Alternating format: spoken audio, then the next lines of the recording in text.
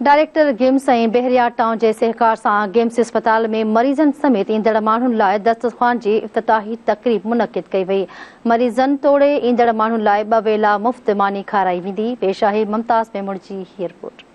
हाँ जी नाज़रीन, असां हिन वक़्तु गिम्स अस्पताल में मौजूद आहियूं। मां तव्हांखे ॿुधाईंदो रहां त गिम्स डायरेक्टर डॉक्टर रहीम बख्श भट्टी ऐं बहरिया टाउन जे ताउन सां जेका आहे गिम्स में जेको आहे बहरिया दस्तरख़ान जेको आहे उनजो इफ़्तिताह कयो वियो आहे। हिते जेको आहे जेके ईंदड़ मरीज़ आहिनि या उन्हनि जा जेके अटेंडेंट आहिनि या जेके ॿिया मुसाफ़िर आहिनि उन्हनि खे जेको आहे 2 वेला मुफ़्त मानी खाराई वेंदी, जंहिंजी अॼु जेको आहे इफ़्तिताही तक़रीब रखी वई हुई।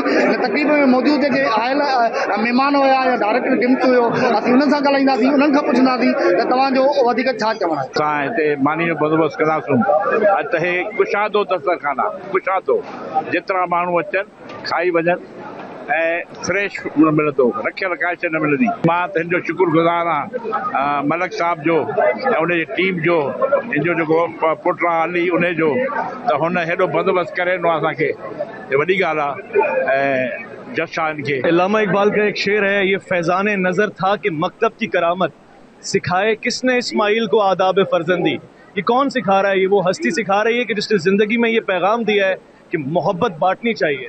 देखिए अमराज के भी इलाज हो रहे हैं और जो जिस्म है उसकी जरूरत है खाना, वो उसका भी इंतजाम अलहमदुलिल्लाह हो गया। गिम्स में ट्रांसप्लांट थे पे, मरीजन जो इलाज थे पे, मरीज ॾाढा परेशान हुया फूड ला खाधे ला, जेको बहरिया टाउन जे तसलसल सां असां ही शुरू कयोसीं। ये तमाम बेहतरीन हिकिड़ो अमल आहे जेको असांजे डायरेक्टर डॉक्टर रहीम बख्श भट्टी साहब जी कोशिशनि सां ऐं बहरिया जे तावन सां ही जेको सिस्टम हिते चालू थियो आहे बहरिया दफ़्तरखान, त ही मां चवां तो गरीब माण्हू खे तमामु घणो फ़ाइदो थींदो। असां डॉक्टर रहीम बख्श भट्टी साहब खे खाराजे तहसीन पेश था कयूं। सिहत जी एॾियुनि वॾियुनि ख़िदमतुनि खां पोइ ही वरी हिकिड़ी नई ख़िदमत शुरू कई आहे जेको माण्हुनि खे ॾिसो, जेके अटेंडेंट अचनि था, जेके मरीज़ अचनि था, उन सां गॾु अटेंडेंट जेके एॾे परेशान आहिनि उहो पेट भरे हिते 2 वेला मानी खाईंदा। गरीब मिस्किन माण्हुनि जे लाइ जेको ही बहरिया दस्तरख़ान स्टार्ट कयो आहे, ऐं सम्झां थो त उन्हनि जी वॾी महिरबानी आहे। पर डॉक्टर रहीम बख्श भट्टी साहब जो हिन में वॾो किरदारु आहे। कैमरा टीम सां गॾु मुमताज़ मेमण, धरती टीवी न्यूज़, खंबट।